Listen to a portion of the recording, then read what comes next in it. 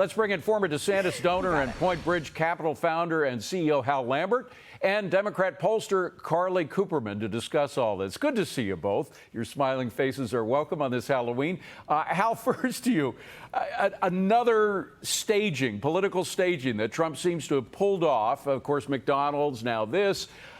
These stagings don't always work. And Exhibit A is Michael Dukakis. I know people groan when I bring this out, but it was 1988. Michael Dukakis came out in a tank wearing a helmet, a tank helmet.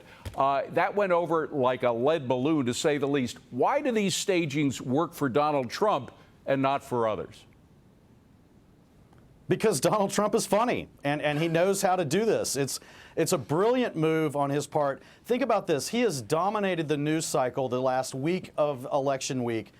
First with the Madison Square Garden rally, then he had some negative press around the comment by the comedian, and now he's turned it and flipped it, and he's going to play this right into the weekend. A brilliant move to dress up as a sanitation worker. And by the way, he's talking about sanitation workers. Who's done that on a presidential campaign in history? Not anyone that I'm aware of.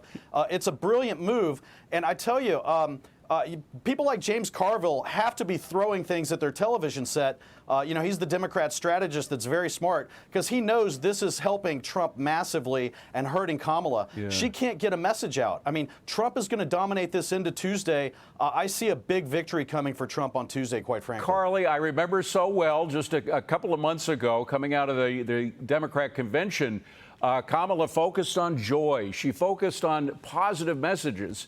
It seemed to be working for her. She got a very good bump out of that, and the focus on joy, the focus on, people smiling and having a positive attitude. Then she got into this Nazi stuff, this fascist stuff, and frankly, I think the joy just disappeared from her campaign.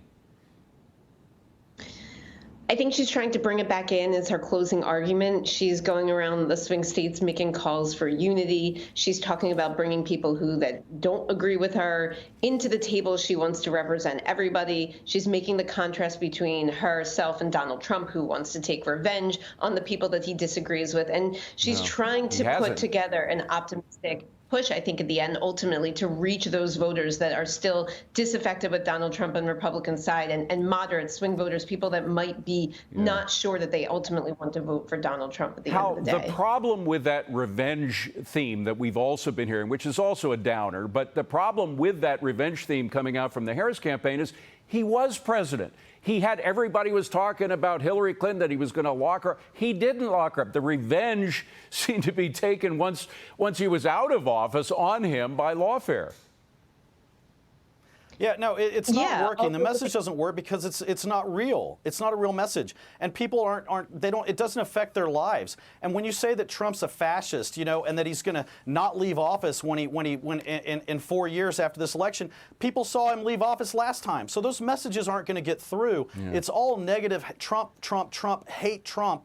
And that's not a message you go into on a Tuesday, on a weekend before the election. It's just not going to work for Well, Carly, let me get down to your brass tacks, which is the polling. And you wrote a piece with Doug Schoen, our friend Doug Schoen, saying, with the clock winding down, here's why polls suggest Trump has the edge. You go through all the details, one of which is his tremendous advantage with men. Of course, women outnumber men in going to the polls, and they are decidedly for Kamala Harris. So why do you think that Trump may have the edge right now?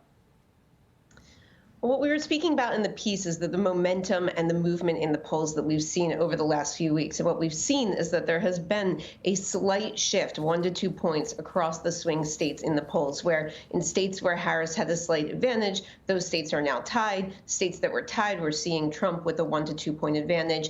And yes, Trump is leading with men. Harris has a huge lead with women. But I think at the end of the day, it still comes down to the fact of who is turning out. And we do see that Harris has a lead with suburban voters, with suburban women specifically, and she's making a bet on the people who historically tend to turn out. And so if ultimately Trump is able to reach people that don't turn out as much, and we are picking up this movement in the polls, this will suggest an advantage for him, but I really think it's going to come down to the wire. It is a fascinating moment in American political history. There's just no doubt about it. Great to see you both. Thank you so much for coming in. Appreciate it.